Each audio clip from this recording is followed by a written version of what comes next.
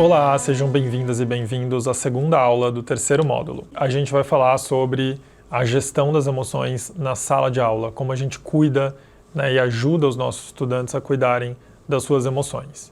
Para começar, a gente vai falar sobre um tema essencial, que é trauma e resiliência. É muito comum que a gente, ao se deparar com os medos e os traumas de outras pessoas, a gente se coloque no lugar de juiz. A gente tente decidir quais medos são válidos e quais medos são bobos. Então é muito possível que, diante do medo de uma criança pequena pelo escuro ou pelo formato de uma sombra, a gente responda com essa banalização do medo.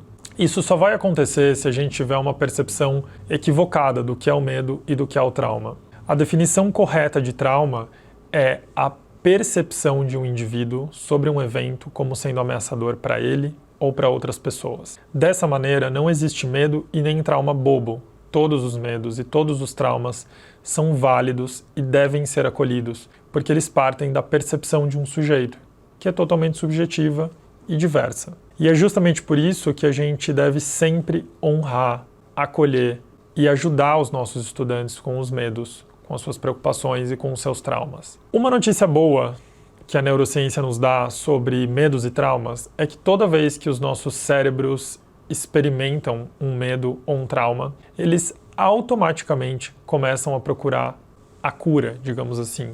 Eles começam a procurar formas de ressignificar e revisitar esse medo ou esse trauma. Isso significa que nós, educadores dentro de sala de aula, quando lidamos com essa dimensão, temos um grande aliado, que é o cérebro dos nossos estudantes. É por isso que a nossa tendência é uma tendência à cura, é uma tendência à restauração. E a resiliência é uma palavra que a gente usa para falar sobre isso. A resiliência é a nossa capacidade de passar por algum trauma, passar por algum impacto emocional, percebendo ele, sentindo ele, mas de alguma maneira retornando ao nosso estado original, retornando a um estado saudável.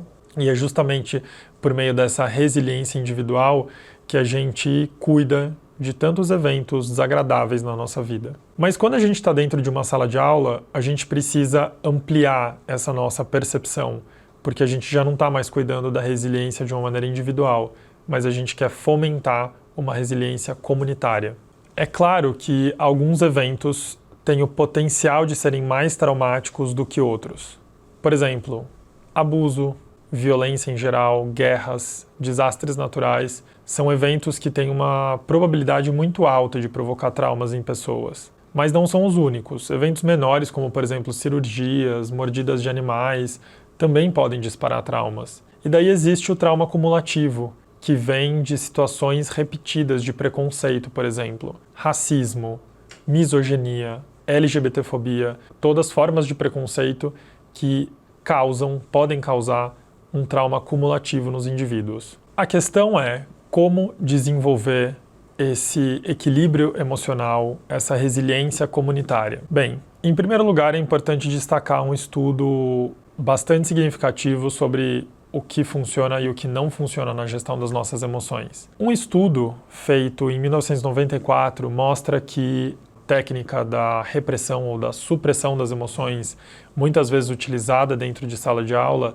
ela é realmente ineficaz. Nesse estudo, eles colocaram 2 grupos de pessoas para assistir um mesmo filme, um filme que tinha cenas fortes que provocavam reações emocionais como medo e nojo. Um dos grupos foi instruído a suprimir todos os sinais emocionais, enquanto o outro grupo tinha a liberdade para expressar a emoção e para expressar os sintomas dessa emoção. Pois bem, vocês já podem imaginar o que aconteceu. O grupo que tinha como objetivo suprimir essa emoção, eles de fato conseguiram, eles demonstraram menos essas emoções em seus corpos. Porém, eles estavam sendo, digamos assim, escaneados em termos dos sinais internos, sinais vitais. E esse grupo de supressão demonstrou sentir muito mais estresse, muito mais ansiedade, o disparo de várias substâncias relacionadas ao estresse, como o cortisol, por exemplo, explodiu. Já o grupo que tinha liberdade para demonstrar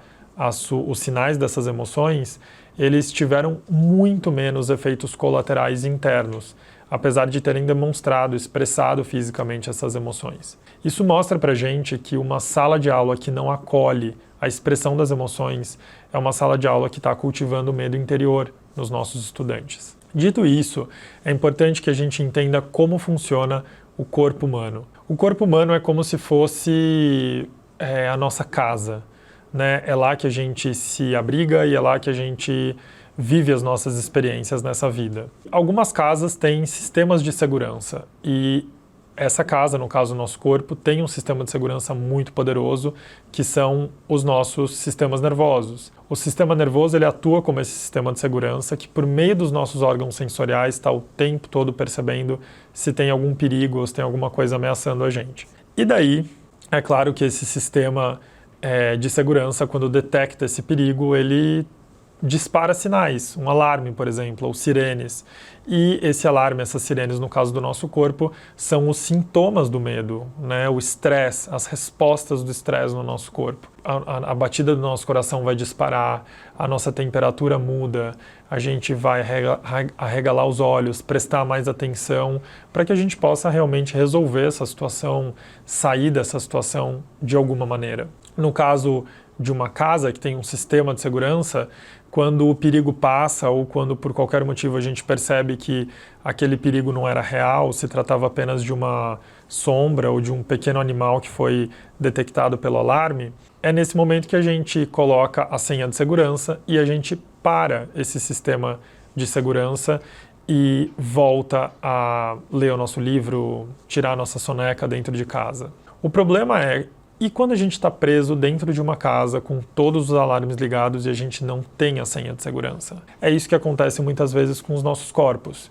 Muitas vezes o perigo passou, mas o nosso sistema nervoso continua disparando todos esses sinais de estresse, medo e ansiedade que vem junto com um monte de substâncias que são extremamente inflamatórias e nocivas para a nossa saúde. No caso de uma sala de aula, a gente não está falando de apenas uma casa com um sistema de segurança, mas a gente está falando de uma vizinhança inteira, várias casas com vários sistemas de segurança diferentes e com muita frequência, quando um sistema de segurança dispara, os outros também disparam. Então, como é que a gente faz para cultivar essa resiliência comunitária? Bem, em primeiro lugar, a gente precisa compreender a nossa zona de resiliência, ou também conhecida como zona de bem-estar.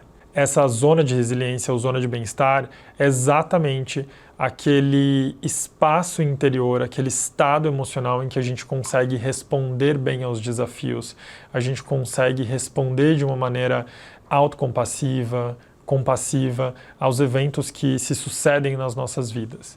E daí, quando nós somos empurrados para fora dessa zona de resiliência, empurrados tanto para a zona alta ou a zona baixa, significa que nós já temos menos possibilidade de responder esses desafios de uma forma saudável. Ou nós estamos hiper irritados, por exemplo, e daí a gente está nervoso, a gente está com raiva e qualquer evento faz com que a gente exploda, ou então nós estamos hipoestimulados, e daí a nossa tendência é nos sentirmos desencorajados, depressivos diante de certos eventos adversos nas nossas vidas.